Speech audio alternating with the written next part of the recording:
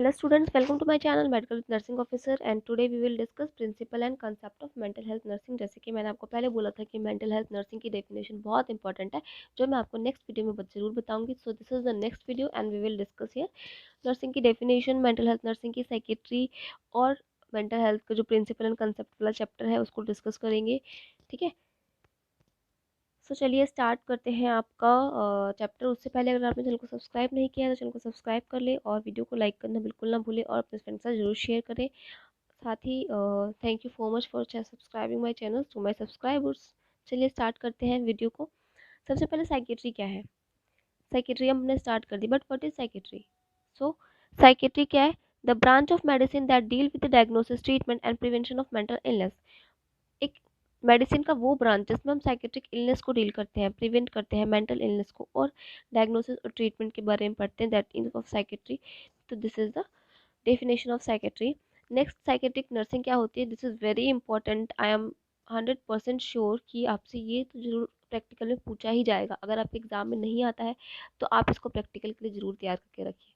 ठीक है, सो देखिए, psychiatric nursing is a specialised space area of nursing practice employ theory of human behaviour. It is a science and purposeful use of self as it is an art. ठीक है, it the diagnosis and treatment of human response to actual or potential mental health problems. So this is the your definition of psychiatric nursing। ये किसने दी थी? ये आपकी दी थी American nurse association ने 1994 में। ये भी आपको याद रखना है। किसने दी थी आपको ये?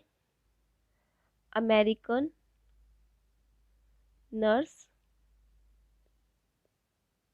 एसोसिएशन ने। और कब? 1994 में। Psychiatric nursing is specialised space area of nursing practice employ theory of human behaviour.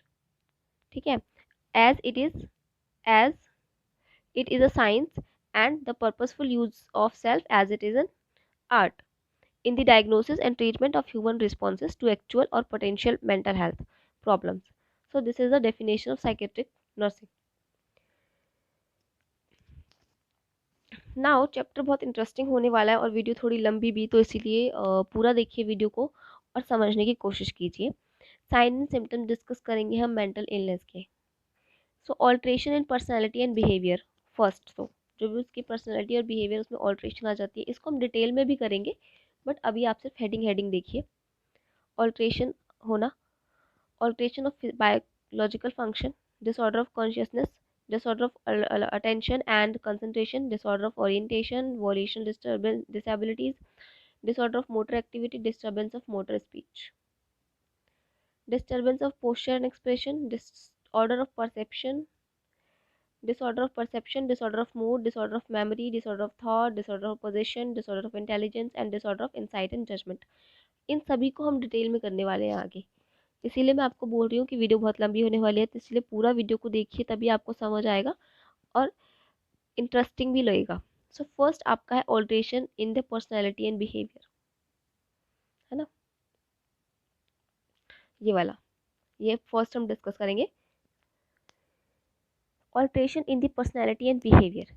अब पर्सनैलिटी और बिहेवियर में क्या ऑल्ट्रेशन आता है? देखिए, पर्सनैलिटी क्या होती है? Refer to the sum of total of individual thinking, feeling, behaving. जो हम सोचते हैं, हम फील करते हैं, हम बिहेव करते हैं, वही हमारी पर्सनैलिटी होती है। ठीक है, सो एनी ऑल्ट्रेशन, कोई भी ऑल्ट्रेशन आ जाना हमारी पर्सनैलिटी में, may be initial and only symptom which exhibit suggestive of an illness. ये हमारा शुरुआती सिम्टम हो सकता है किसी भी मेंटल इलनेस का। ये आपकी पर्सनैलिटी की डेफिनेशन होगी कि personality refer to the sum of the total of individual thinking, feeling and behaving which is the more or less time of enduring. Next is attention, alteration in biological function। अब biological function में क्या alteration आता है? First is sleep disturbance होता है, like insomnia. Insomnia means sleep का नहीं आना, नींद नहीं आना। हाइपरसोमिनिया, बहुत ज़्यादा नींद आना। इनिशियल इंसोमिनिया हो जाता है पेशेंट को, मतलब इनिशियल इंसोमिनिया क्या होता है कि डिले इन फॉलिंग स्लीप। क्या होता है? Delay in falling sleep. ठीक है, delay. Late insomnia, late insomnia आपका होता है कि अर्ली वॉकिंग अप, है ना, early walking up, early early waking up, पहले ही जग जाना, मतलब कि सुबह होने कई बार होता है ना 4 बजे आँख खुल गई और रात को तो हम 1 बजे सोए थे, इस टाइप से मतलब कि जो भी पेशेंट होता है उसको नींद नहीं आती है, बहुत जल्दी वो जग जाता है। सोमनोलेंस मतलब excessive day time sleeping, day time sleeping होता है सोमनोलेंस का मतलब। सो this is all about alteration in biological function. आगे देखिए क्या होता है कि एपेटाइट कम हो जाता है, मतलब कि एनोरेक्सिया होता है एनजाइटी और डिप्रेशन में, जबकि मेनिया में क्या होता है कि एपेटाइट और बढ़ जाती है, भूख ज़्यादा लगती है। और थायरोटॉक्सिकोसिस में भी ओवर ईटिंग होती है इसमें। और पीका, पीआईसीए, पीआईसीए क्या होता है कि एक ये आपका साइकेट्रिक में ही डिजीज कंडीशन आएगा जिसमें कि पेशेंट जो है अनन्यूट्रिशनल चीज़ों को खाना स्टार्ट कर देते हैं, जैसे कि चौक मिट्टी, होता है ना मटका, कुछ लोगों को जो मटका होता है उसका जो मिट्टी होती है वो अच्छी लगती है, इस टाइप से। सेक्सुअल डिज़ायर की बात करें तो साइकेट्रिक पेशेंट जो उसमें उसमें ऑल्टर होती है, लाइक अगर हम मेनिया की बात करें तो उसमें जो पेशेंट होता है उसमें हाइपर एक्टिव होता है सेक्सुअली, और जो डिप्रेशन की बात करें तो उसमें रिड्यूस हो जाते हैं, है ना। लॉस ऑफ लिबिडो और erectile dysfunction, ejaculatory disturbance and pain etcetera presenting symptom of psychosexual disorders. So ये सब आपका बायोलॉजिकल के अंदर आएगा। अब आप यहाँ पर देखिए, अभी हमने आपको बोला था कि हम दो करेंगे, अभी हम दो डिस्कस कर चुके हैं, फर्स्ट और सेकेंड वाला। अब हम डिस्कस करेंगे डिसऑर्डर ऑफ कॉन्शियसनेस। चलते हैं आगे।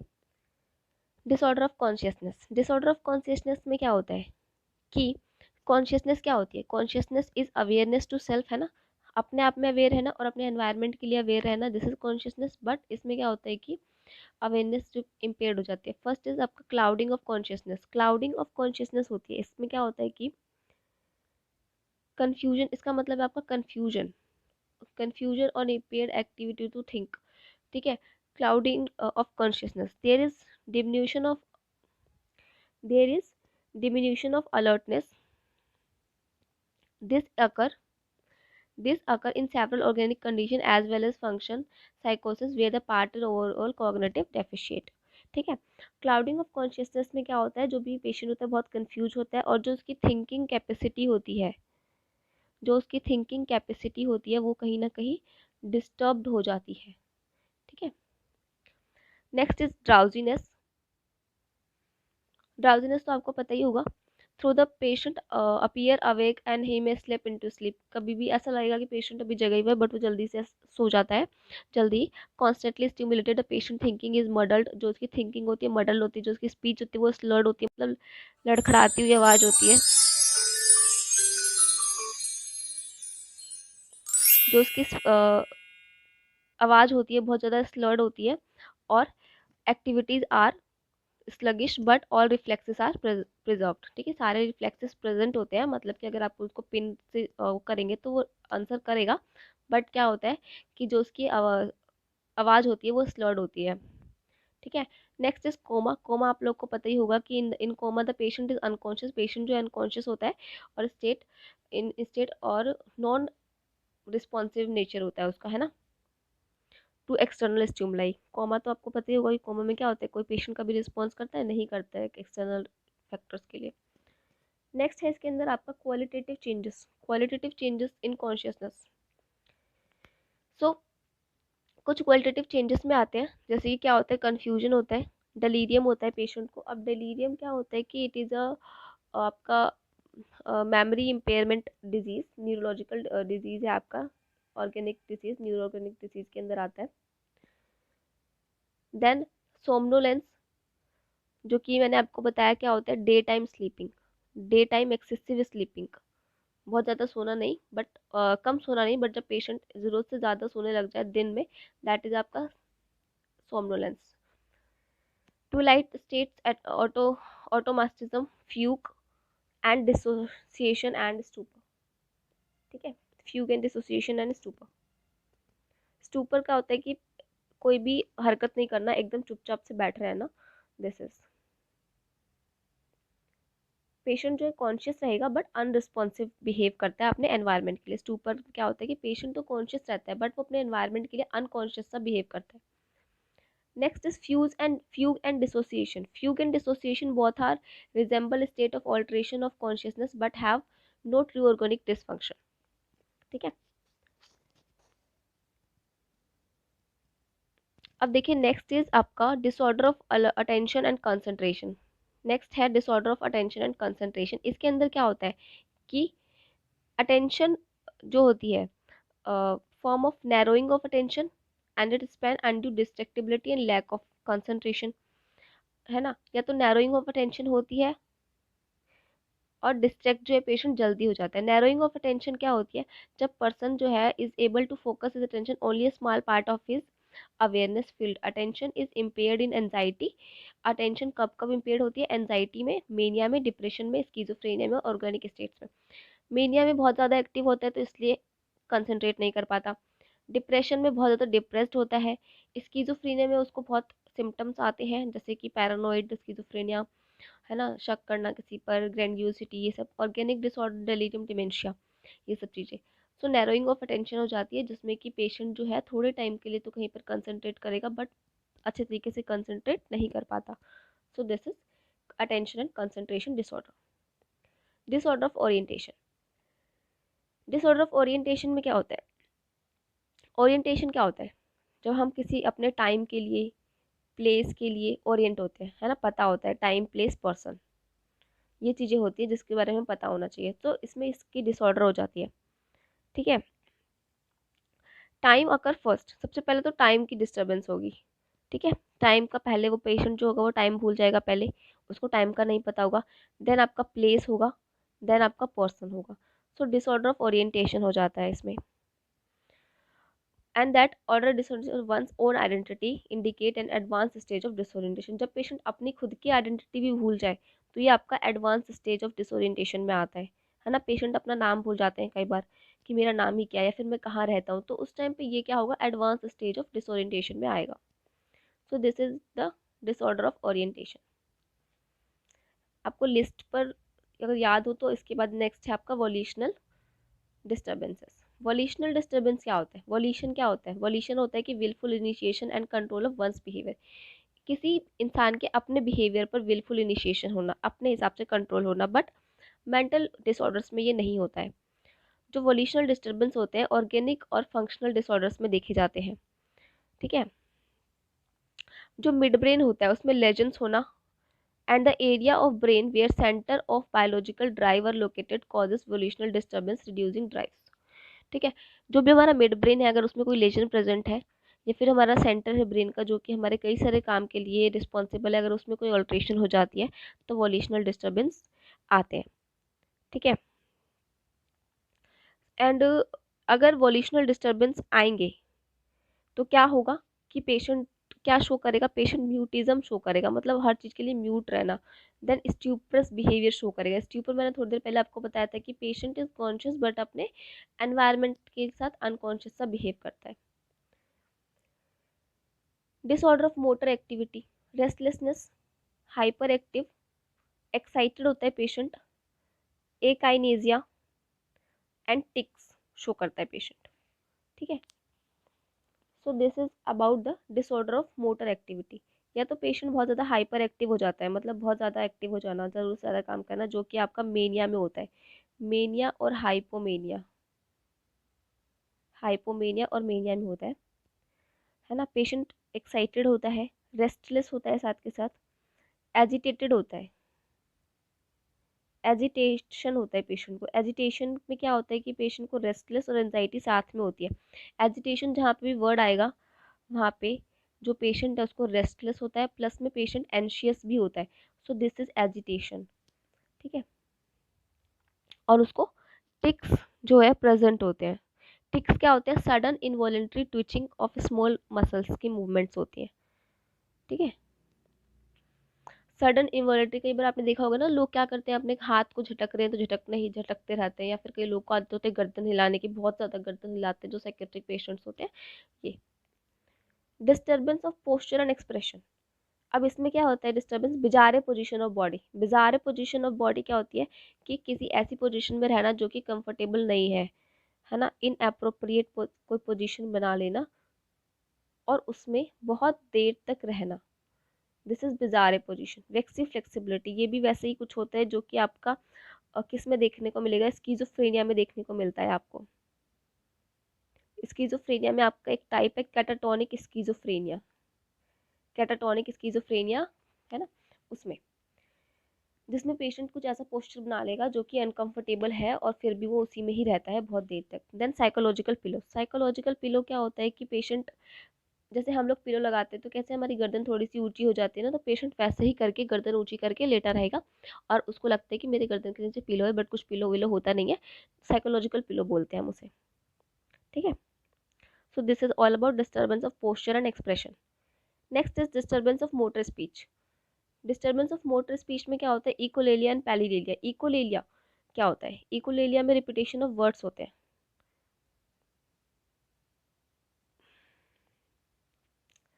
रिपीटेशन ऑफ वर्ड्स, जो भी हम बोलेंगे उसको पेशेंट रिपीट करेगा। पैरिलेलिया में रिपीटेशन ऑफ लास्ट, जो लास्ट का वर्ड होता है, लास्ट वर्ड होगा उसको पेशेंट रिपीट करेगा। अगर मैंने बोला आपका नाम क्या है, तो पेशेंट भी मुझसे बोलेगा इकोलेलिया वाला कि आपका नाम क्या है, मुझे वो अपना नाम नहीं बताएगा।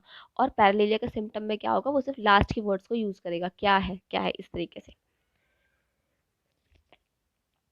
Next is disorder of perception. Disorder of perception, perception क्या होता है, किसी भी meaningful organisation of stationary data and their interpretation on the light of one's past experience. जो भी हमने पास्ट में एक्सपीरियंस किया है उसके हिसाब से हम किसी चीज़ को परसीव करते हैं। लाइक अगर हमें पता है ग्लास ऐसा दिखता है, तो हम ग्लास को नेक्स्ट टाइम, जब छोटा बच्चा है उसको हम इसको बता देते हैं ग्लास है, तो उसको पता रहता है कि ये ग्लास है, तो उसका पास्ट टाइम एक्सपीरियंस है जो कि वो पूरी ज़िंदगी तक वो याद रखेगा कि दिस इज़ द ग्लास। तो डिसऑर्डर हो जाती है परसेप्शन में, चीज़ों को वो परसीव नहीं कर पाता है इंसान। सेंसरी डिसेप्शन फर्स्ट, इसके अंदर आपका इल्यूजन और हेलोसिनेशंस आते हैं। मैं स्क्रीन बड़ी कर देती हूँ। इल्यूजन और हेलोसिनेशंस आते हैं। इल्यूजन होता है कि false perception in the presence of stimuli, and hallucinations होता है false perception in the absence of stimuli. So hallucinations के अंदर तो क्या होता है कि कोई भी प्रेजेंट नहीं होता, बट पेशेंट को लगता है कि कोई प्रेजेंट है, उसको आवाज़ें भी सुनाई देती हैं कई बार, जिसको हम ऑडिटरी हेलोसिनेशंस बोलते हैं।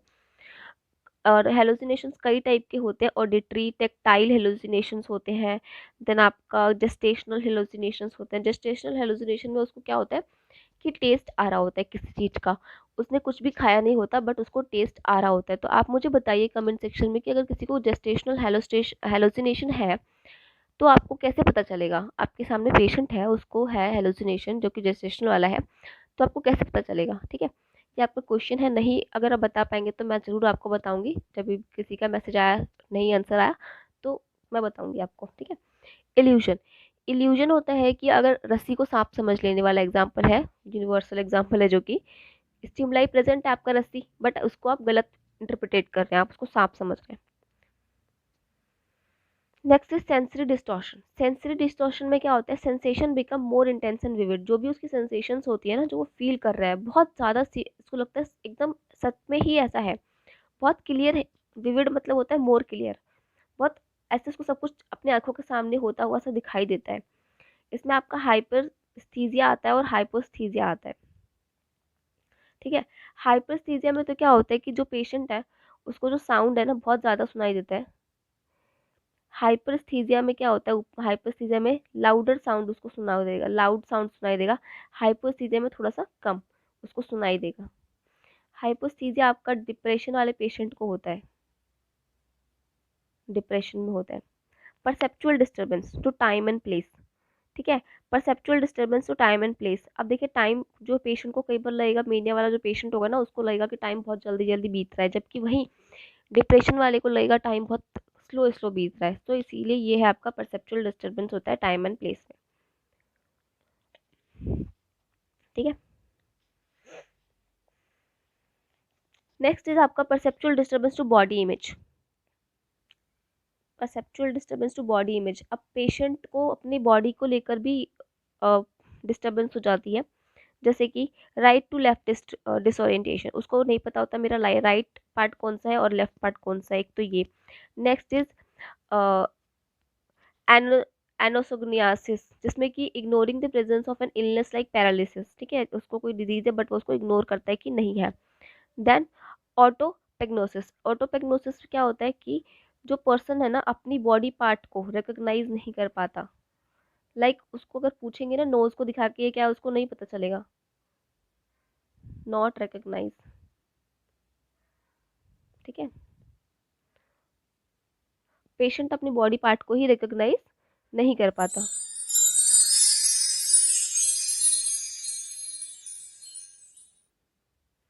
सो इसमें आपका डिसऑर्डर ऑफ परसेप्शन है ये। Next is disorder of mood. Disorder of mood में क्या होता है कि अफेक्ट इज फीलिंग। अफेक्ट क्या होती है, पहली बात तो affect is a feeling, tone and refer to the emotional state of an individual.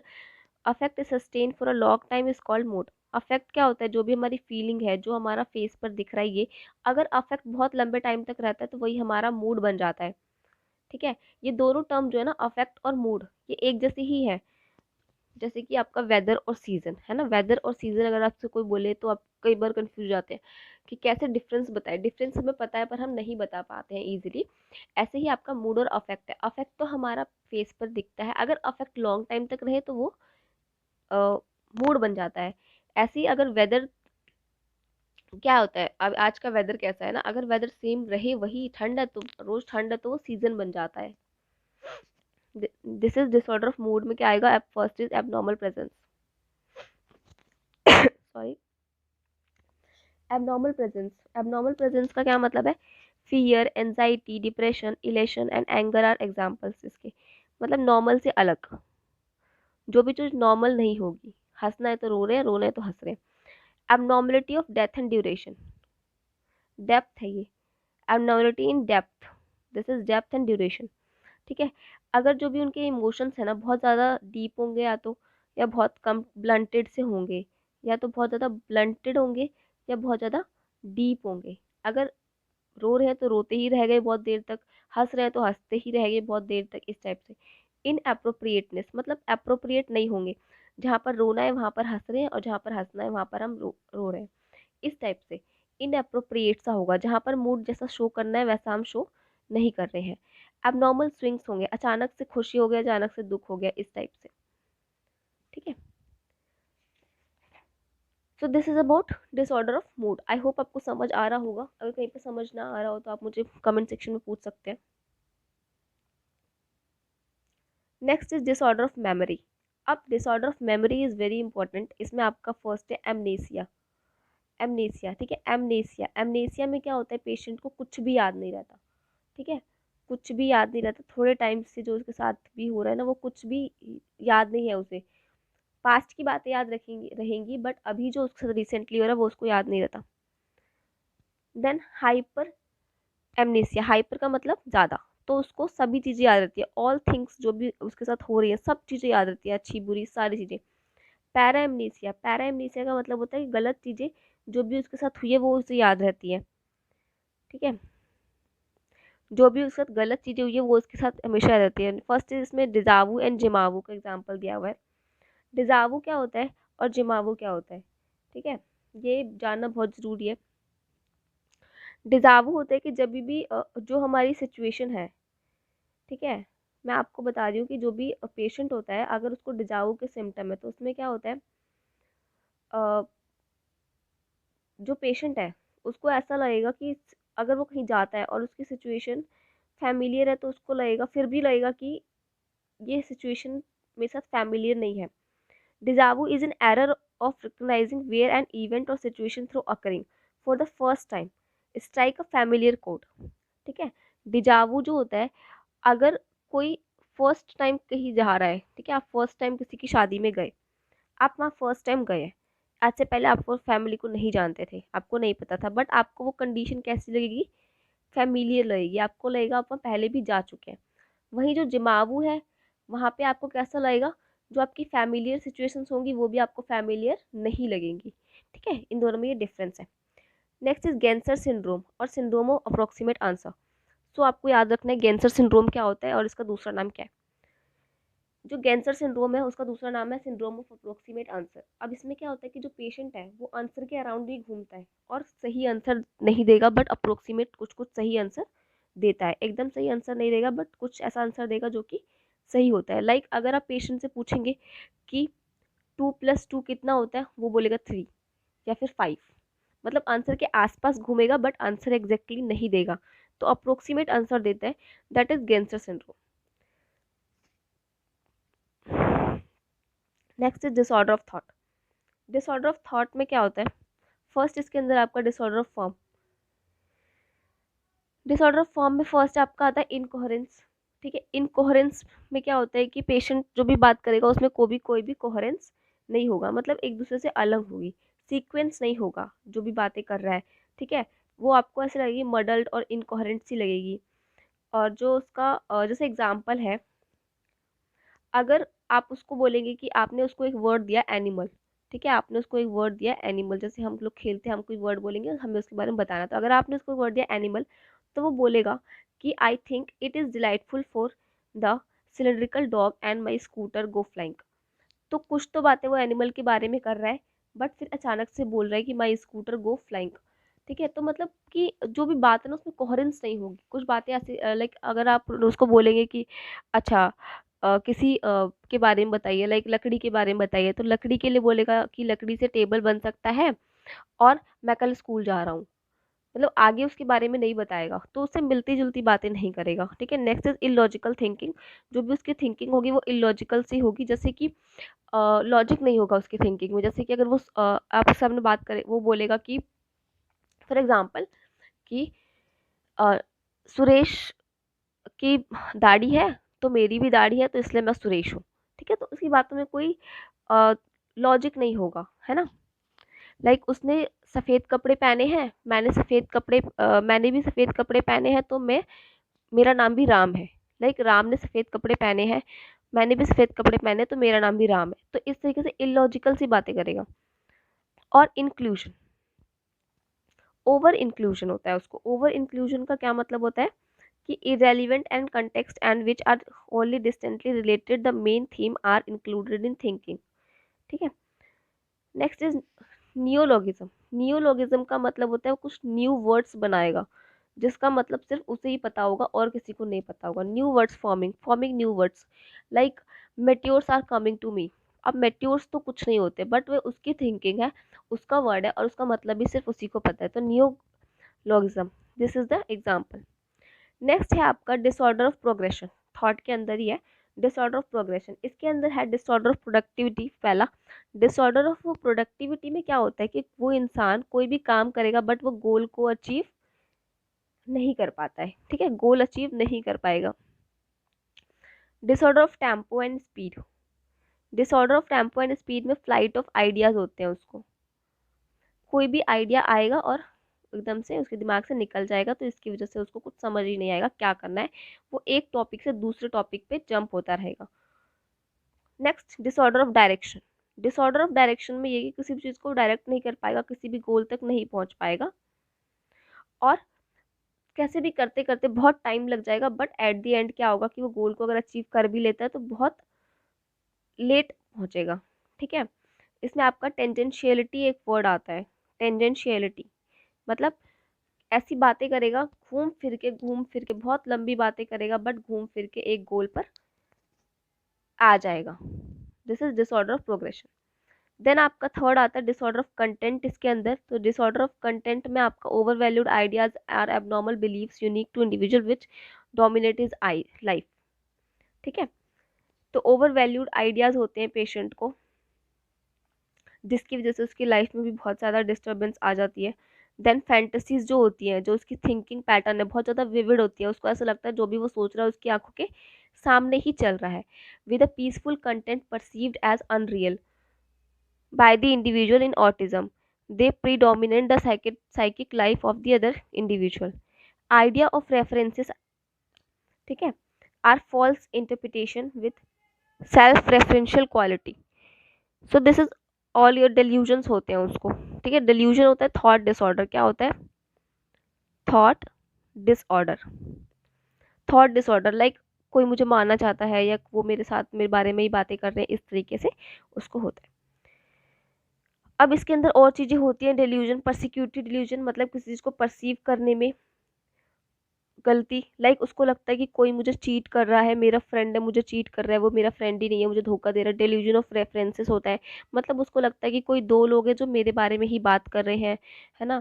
Delusion of jealousy होती है, उसको ऐसा लगता है कि ये लोग मेरे से जलते हैं इसलिए मुझे मारना चाहते हैं। तो इसलिए पेशेंट क्या करता है ना कई बार कि अपने घर में जाके अपने खाने को चेक करता है। उसको लगता है कि मेरा पड़ोसी अगर मुझे मारना चाहता है तो अपने घर को बंद करके रखेगा, अपने खाने को चेक करेगा कि मेरे खाने में जहर तो नहीं मिला दिया, इस तरीके से।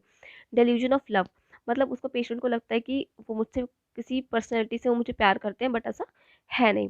हाइपोकॉन्ड्रियल डिल्यूजन्स होते हैं, मैंने आपको कई बार बताया हाइपोकॉन्ड्रियल क्या होता है, डॉक्टर शॉपिंग डिसऑर्डर है ना, डॉक्टर शॉपिंग डिसऑर्डर, मतलब पेशेंट को लगता है कि उसको कोई डिजीज़ है बट उसको कुछ भी होता नहीं है। सोमेटिक डिल्यूजन्स होते हैं, देन ऑब्सेसिव कंपल्सिव होता है, obsession and compulsion. Obsession and compulsion का होता है थॉट्स, रिपीटेड थॉट्स, पेशेंट को रिपीटेड थॉट्स आते हैं, एंड कंपल्शन तो इसीलिए वो रिपीटेड एक्ट करता है। फोबिया होता है, स्ट्रेंज एक्सपीरियंसेस होते हैं। अब आता है आपका डिसऑर्डर ऑफ प्रोग्रेशन पोजेशन, ठीक है, डिसऑर्डर ऑफ पोजेशन, ये आपका सारा डिसऑर्डर ऑफ थॉट के अंदर ही चल रहा है, लास्ट है इसमें disorder of possession. Disorder of possession क्या होता है कि थॉट इंसर्शन, पेशेंट को ऐसा लगता है कि कोई उसके दिमाग के अंदर ना अपनी थॉट्स को डाल रहा है, ठीक है, कोई अपनी थॉट जबरदस्ती इस दिमाग में उसके डाल रहा है, इंसर्ट कर रहा है। थॉट विड्रॉल, जो भी उसको थॉट्स आती है फटाफट से चली जाती है। ब्रॉडकास्टिंग ऑफ थॉट्स, पेशेंट को लगता है कि जो भी वो सोच रहा है वो ऐसे न्यूज़पेपर पे छप रहा है, जो भी उसने यही सोचा था यही न्यूज़पेपर पे छप रहा है, या फिर जो भी वो सोच रहा है वो कोई इंसान बहुत तेज तेज से लाउडली बोल रहा है, वो जो सोच रहा था वही कोई इंसान बहुत तेज तेज से बोल रहा है। तो ये आपका थॉट ब्रॉडकास्टिंग में होता है। और थॉट डिफ्यूजन में क्या होता है, जो पेशेंट को क्या लगता है कि जो उसकी थॉट्स हैं उसके माइंड से निकल रही हैं और दूसरे लोगों तक जा रही हैं, ठीक है, उसके माइंड से थॉट्स निकल रही हैं और दूसरे लोग यहाँ पर है उनके पास जा रही हैं। सो ये है आपका thought इंजर्शन, thought withdrawal, broadcasting thought diffusion, ये आपका डिसऑर्डर ऑफ पोजेशन में आता है। नेक्स्ट है disorder of intelligence. So disorder of intelligence में क्या होता है कि mental retardation is a normal level of intellectual is a subnormal level of is a subnormal level of intellectual functioning. It is of several grades, mild, moderate, severe and profound depending on IQ level. Normal IQ level कितना होता है आप मुझे जरूर बताइए comment section में। So normal IQ level से कम होना is disorder of intelligence. Disorder of judgement and insight है देन लास्ट में कि जो पेशेंट जो है किसी भी चीज़ को जज नहीं कर पाता और उसके अंदर इंसाइट जो है प्रेजेंट नहीं होती। So this is all about the sign and symptom of mental illness. I hope आपको लेक्चर समझ आया होगा, कहीं कहीं पर स्लाइड मिस हो रही थी तो उसके लिए I am so sorry. And please lecture को पूरा देखिए, शेयर कीजिए अपने फ्रेंड्स के साथ, बहुत इंटरेस्टिंग है, अगर आपको बहुत पढ़ेंगे ना तो बहुत इंटरेस्ट से आपको समझ भी आएगा। और देखने के लिए thank you so much. Channel को सब्सक्राइब करना ना भूलें और वीडियो को लाइक करें, शेयर करें अपने फ्रेंड्स के साथ।